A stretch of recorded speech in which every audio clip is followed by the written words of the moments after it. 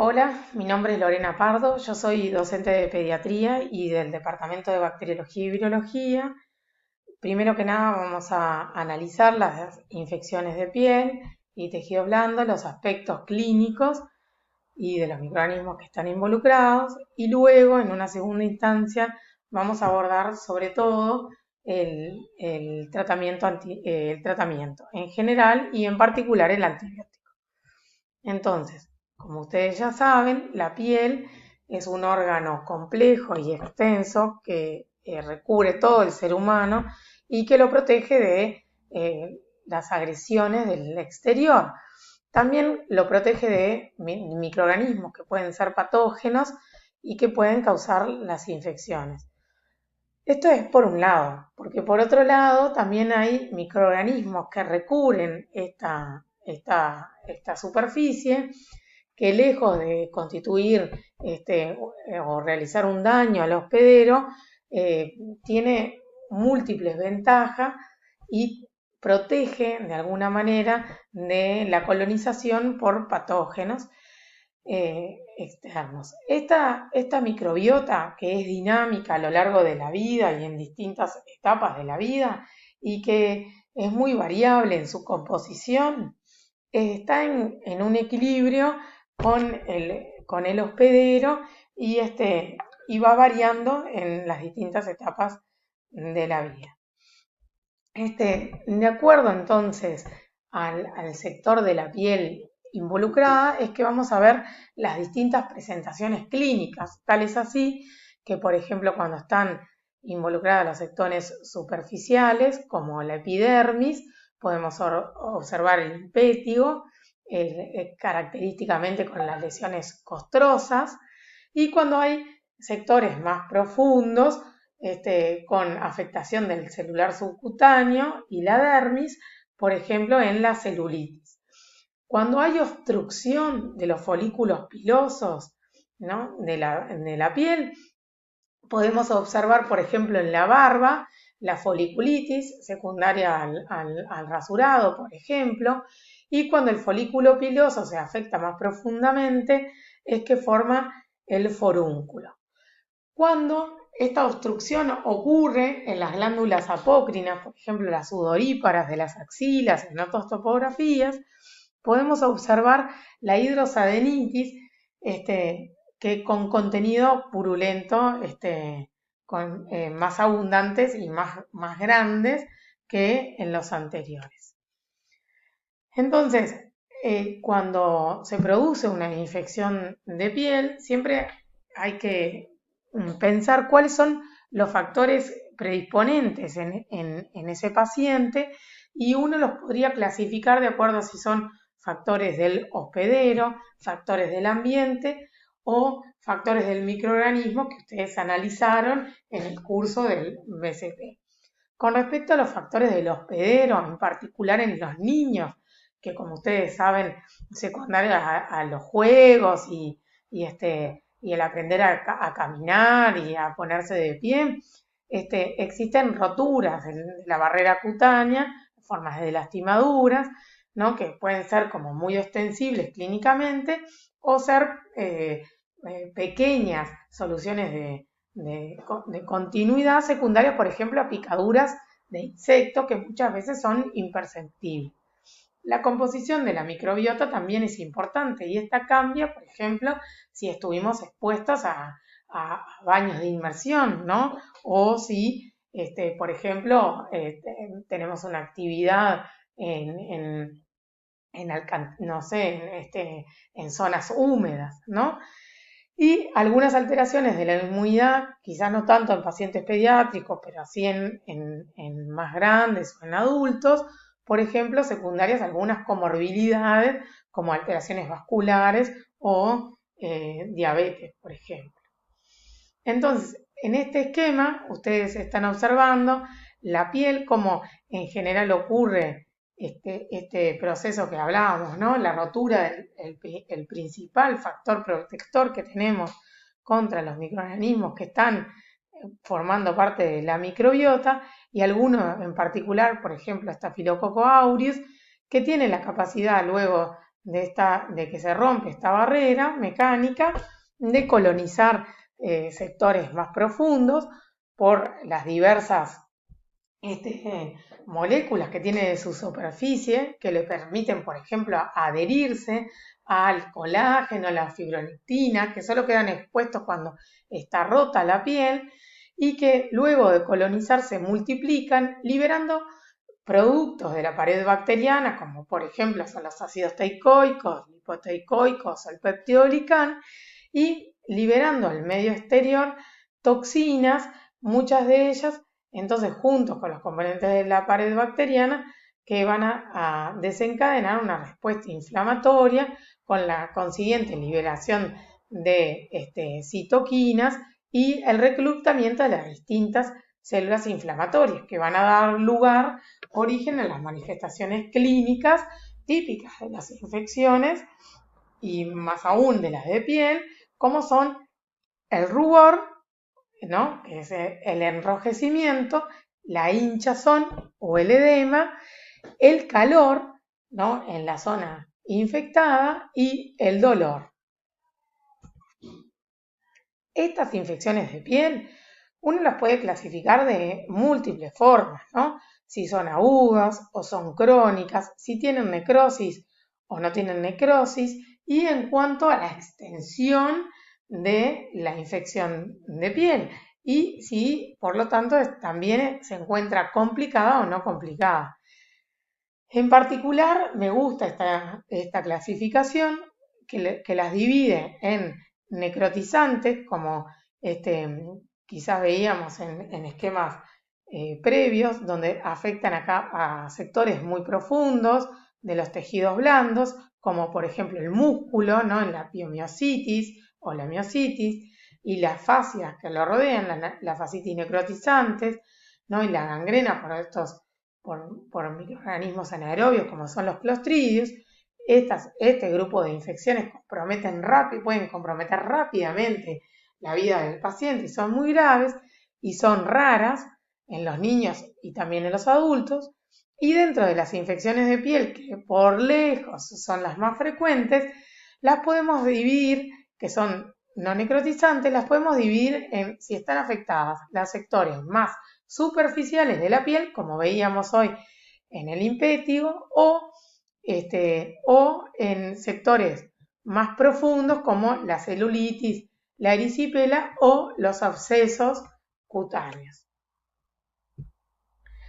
Dentro de los microorganismos involucrados, ven, esta es una lista tomada de un texto de infectología y como verán, hay múltiples microorganismos, dentro de ellos gram positivos, gram negativos en determinadas situaciones, pero por lejos los más frecuentes son Staphylococcus aureus y Streptococcus pyogenes. Acá vemos, por ejemplo, algunos, por citarles algunos, Haemophilus influenza, la celulitis por Haemophilus influenza de tipo P, en pacientes, por ejemplo, no vacunados, en Pseudomonas aeruginosa, un bacilo gram negativo no fermentador, por ejemplo, formando ectima gangrenoso en pacientes severamente inmunocomprometidos o expuestos a zonas como muy húmedas, ¿no?, entre nocardias, entre otros microorganismos. Pero vamos a hacer énfasis en Staphylococcus aureus y Streptococcus pyogenes, que son los microorganismos más frecuentemente involucrados. Streptococcus pyogenes continúa desde el punto de vista del abordaje terapéutico y los patrones de sensibilidad a los antibióticos. No se ha descrito a nivel, ni en Uruguay ni a nivel mundial, resistente contra los beta-lactámicos, por lo que no ofrecen realmente una dificultad en el abordaje terapéutico. No así Staphylococcus aureus, donde podemos observar que existe, como ustedes ya saben, cepas que son meticilinos resistentes y que esto inhabilita la utilización de betalactámicos, a excepción de las cefalosporinas de quinta generación, para tratar los microorganismos las infecciones causadas por estos microorganismos. Tenemos igual que existen Staphylococcus aureus que son meticilinos sensibles, que son en general sensibles a múltiples antibióticos, no solo a los betalactámicos, a otros grupos, pero que podemos observar Staphylococcus aureus que son meticilino resistentes y, por ejemplo, resistentes a múltiples grupos, a 2 o más grupos de antimicrobianos, y estos que son meticilino resistentes, multiresistentes, se veían en pacientes con factores predisponentes, entre los que se encontraba, por ejemplo, haber estado hospitalizado recientemente o haber recibido antibióticos por algunos motivos, o aunque no estuvieran hospitalizados, que concurrieran, por ejemplo, a un centro de salud frecuentemente, por ejemplo, los pacientes que se realizan diálisis o aquellos que viven en casas de salud. Uruguay, en el 2002, 2003, por esos años, evidenció la aparición de cepas de Staphylococcus aureus meticilina resistentes, pero que no son resistentes, sino que al revés, son sensibles a otros grupos de antibióticos que no podían ser utilizados los betalactámicos, pero sí otros grupos de antibióticos. Y en otras partes del mundo, no en Uruguay, se observa un perfil de resistencia con un genotipo determinado de meticilino resistencia asociada a personas en contacto con animales de granja o ganado. Entonces, dentro de los Staphylococcus aureus meticilino resistentes, no multiresistentes, de perfil comunitario, estas cepas que se evidenciaron entre el año 2003 y 2006, un porcentaje importante de esta cepa produjo infecciones invasivas, no solo infecciones de piel y tejidos blandos, sino también de piel y tejidos blandos, pero que evolución tórpida, y otras infecciones invasivas como neumonía necrotizante y osteomielitis, y que presentaban factores de virulencia particular, como por ejemplo poseer la leucocina de Panton-Valentine y la meticilina resistente, estar inserta en un cassette cromosómico particular que en este caso se le llamó de tipo 4. Estas cepas meticilino resistentes, no multiresistentes, no perduraron a lo largo del tiempo, sino como ven acá en esta gráfica, como luego de esta epidemia fueron disminuyendo hasta llegar a porcentajes muy bajos. En este sentido, este es un estudio que les muestro de los compañeros del Departamento de Emergencia Pediátrica, donde muestran distintas infecciones de piel y tejidos blandos, esto es en años más recientes, donde ven que la enorme mayoría, no solo en impétigo, sino también en otras, pertenecían a Staphylococcus aureus meticilino sensible, o sea, sensible a los betalactámicos.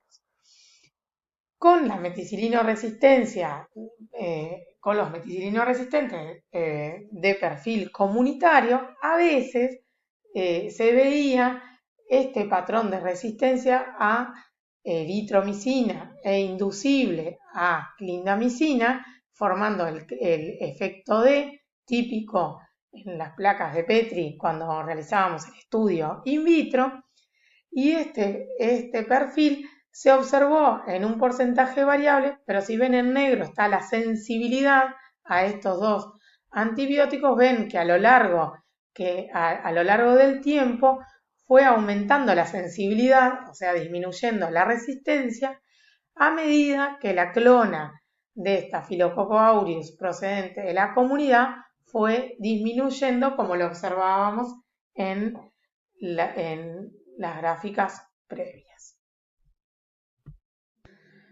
Bueno, vamos a seguir con el abordaje de las infecciones de piel y tejidos blandos, como veníamos haciendo en la sección anterior. Entonces, lo primero que uno se tiene que preguntar es qué conducta adoptaría con una infección de piel y tejidos blandos. En ese sentido, los estudios microbiológicos, si bien sí están disponibles y los puedo realizar, es recomendado, no siempre esto es así y muchas veces prescindimos de ello para realizar un tratamiento adecuado. ¿Cuándo hay seguridad de hacerlo? Bueno, cuando existe una falla del tratamiento, que esto puede ocurrir luego de 48 a 72 horas de iniciado un tratamiento adecuado para el tipo de infección. Bueno, ahí tengo que tomar una muestra microbiológica. En infecciones recurrentes o en pacientes inmunodeprimidos, en recién nacidos o, por supuesto, en infecciones graves o cuando existen mordeduras o contaminación con agua. ¿Cuál es la mejor muestra que voy a enviar al laboratorio? Bueno, siempre que exista material purulento, esto es lo mejor. En frasco estéril, ¿no? Nunca enviar una jeringa con la aguja por un tema de bioseguridad. Y el hisopado, que es una muestra muy frecuente, no es la mejor. En el laboratorio, el hisopado dificulta la realización de un directo con tinción de Gram, más aún si fue transportada con un medio de transporte, valga la redundancia, y si la toma es por un hisopo, tiene que ser de zonas profundas, por ejemplo, por debajo de las costras, en el caso de un impétigo. Nunca se debe hisopar la superficie de la piel, donde puedo en realidad aislar los microorganismos que están formando parte de la microbiota. Cuando un paciente necesita antibióticos, tengo que pensar y sistematizar en la selección de cuál es el antibiótico más adecuado. Tengo que pensar en 3 ejes: en el hospedero, en el microorganismo y en el antibiótico. ¿Qué consideraciones voy a tener con el hospedero? Bueno, es si se trata de una infección grave o no, el estado inmunitario que también importa, en la extensión de la infección y las características, por ejemplo, si existiera tejido desvitalizado. En los microorganismos, ¿cuál es la etiología más probable de acuerdo al tipo de infección? Por ejemplo, es lo mismo una celulitis en la pierna secundaria a una herida quirúrgica que en la cara secundaria a una patología odontológica, por ejemplo, una caries, donde los microorganismos involucrados son anaerobios. Pensar también en ese sentido si la infección es poli o monomicrobiana, si puede existir más de un microorganismo involucrado, y los patrones de sensibilidad de los microorganismos más frecuentemente aislados locales, no en otras partes. Y dentro de las opciones terapéuticas, ¿cuáles son los antibióticos que tengo disponibles? ¿Cuáles son su mecanismo de acción? ¿Cómo actúan? Si son bactericidas o bacteriostáticos, cómo son la distribución en los distintos tejidos, cómo es el perfil de seguridad y de toxicidad, eso también pensando en qué huésped asienta esta infección, si tiene alguna comorbilidad, por ejemplo, importante para la toxicidad de algún antibiótico, y las formulaciones. No hay que olvidarse que los niños muchas veces toman jarabes y que muchos de esos jarabes no están disponibles en el mercado para los niños. Hay antibióticos que solo existen en formulaciones, por ejemplo, endovenosas, o que existen solo en cápsulas y no en jarabes.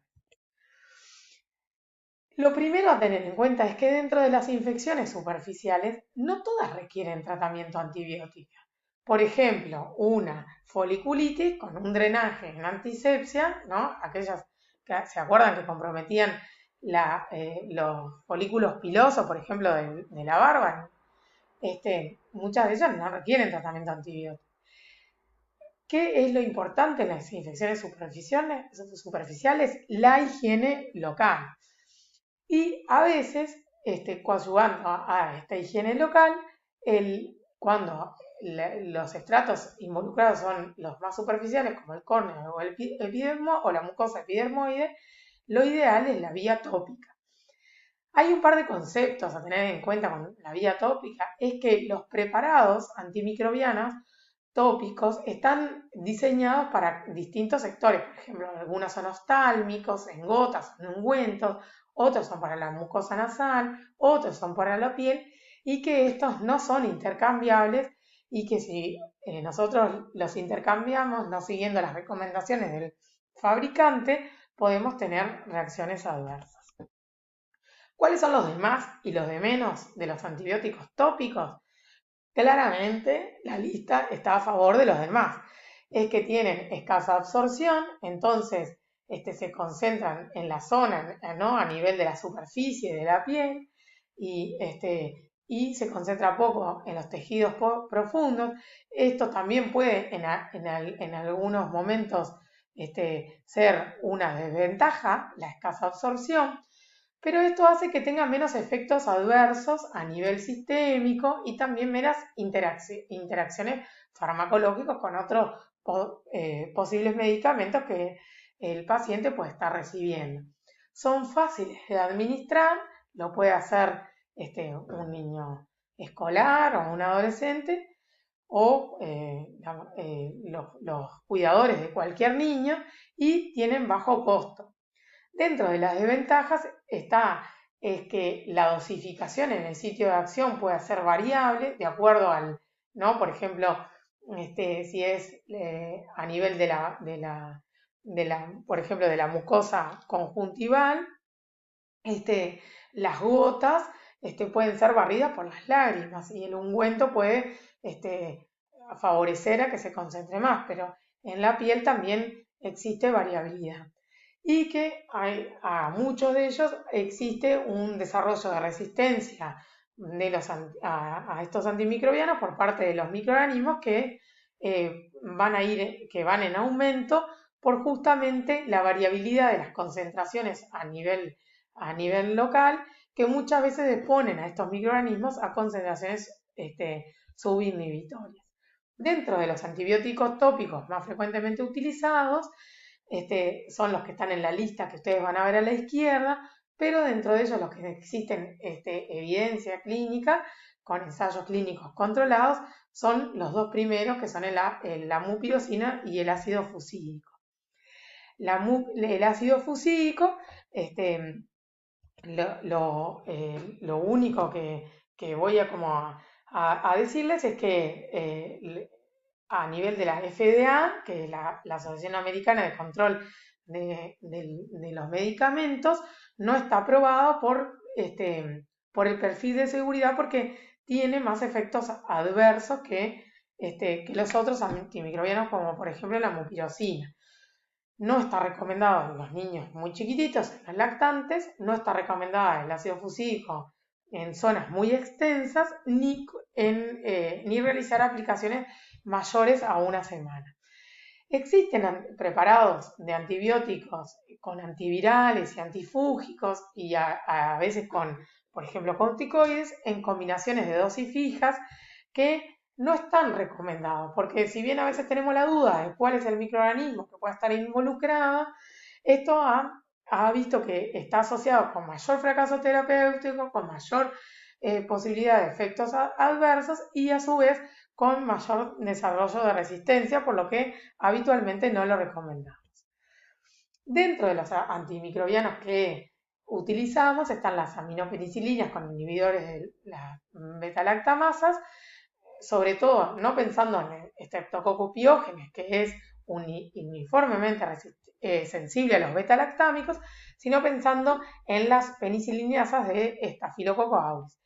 Este grupo de antimicrobianos es muy adecuado para tratar las infecciones a punto de partida de los aerobios, anaerobios facultativos que hay en la microbiota de la boca cuando, por ejemplo, la puerta de entrada puede estar a dicho nivel. Dentro de los otros beta-lactámicos que se utilizan, las cefalosporinas, acá vemos que hay desde las que tenemos, este es un esquema tomado del Mandel de infectología y vemos desde la de primera generación hasta la de quinta generación y la actividad que tiene contra los distintos microorganismos. Ven que en los estreptococos beta-hemolíticos, como los del grupo A, Piógenes, todas son activas, pero con Staphylococcus aureus, independientemente de si sea meticilino sensible, las de primera generación son muy activas y bajan la actividad a medida que avanzan a las de segunda y tercera generación. Las de segunda todavía mantienen, pero las de tercera ya no tanto. Las de cuarta tienen actividad, el cefepime tiene actividad contra Staphylococcus aureus meticilina sensible, y las de quinta generación fueron, como ya mencionamos previamente, diseñadas para tratar Staphylococcus aureus meticilino resistente. Los macrólidos, y en particular las ginkosamidas, que inhiben a nivel del ribosoma bacteriano de la subunidad 50S, obstaculizan, se adhieren al túnel de salida del polipéptido, inhibiendo la síntesis proteica. Son antimicrobianos que pueden ser utilizados para el tratamiento de los estreptococos y de Staphylococcus aureus. Clindamicina, que es el antibiótico más utilizado. Los macrólidos son utilizados en pacientes alérgicos a las penicilinas o aminopenicilinas. La clindamicina es activa frente a estreptococos y estafilococcus, que aumentó mucho su uso luego de la emergencia de Staphylococcus aureus meticilino resistente, ya que muchas cepas de esas mantenían sensibilidad a este antimicrobiano. Es una opción terapéutica adecuada. Tiene la desventaja que no hay preparaciones en jarabes, por lo que la administración bioral debe ser realizada en niños escolares o más grandes, y puede ser utilizado perfectamente por vía endovenosa. La combinación de trimetroprima sulfametoxazol, que son dos compuestos que inhiben a distintos niveles la síntesis del ácido folínico, inhibiendo las dihidrofolato reductasas, son activas y fue una opción terapéutica muy conveniente, sobre todo para tratar a Staphylococcus aureus. También es activo contra otros microorganismos que puedan estar causando infecciones de piel, como nocardia. Clásicamente se decía que este antimicrobiano no mantenía actividad frente a Streptococcus pyogenes, pero más recientemente se ven que cambiando, alterando el medio de cultivo en los cuales se realizan los ensayos de susceptibilidad, aparecen halos de sensibilidad de trimetoprim frente a Streptococcus pyogenes. Por ahora hay pocos estudios, y son todos retrospectivos, de la utilización de este antimicrobiano en infecciones de piel y tejidos blandos. Necesitamos más evidencia para recomendarlo frente a Streptococcus pyogenes, pero no tengan duda que cuando ustedes avancen en la carrera, esta evidencia seguramente esté disponible y tengamos más luz al respecto. Los glicopéptidos, como la vancomicina, son antimicrobianos que están reservados para infecciones graves y severas y no se utilizan habitualmente.